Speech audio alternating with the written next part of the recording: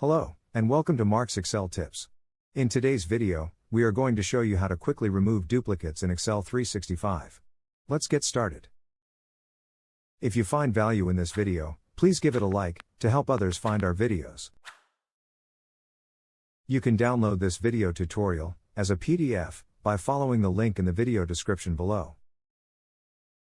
Here is a list of products, that is currently 364 rows long.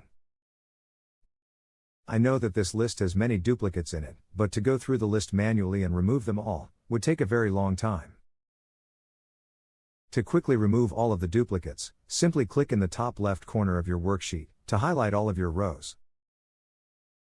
Next, click on the Data tab.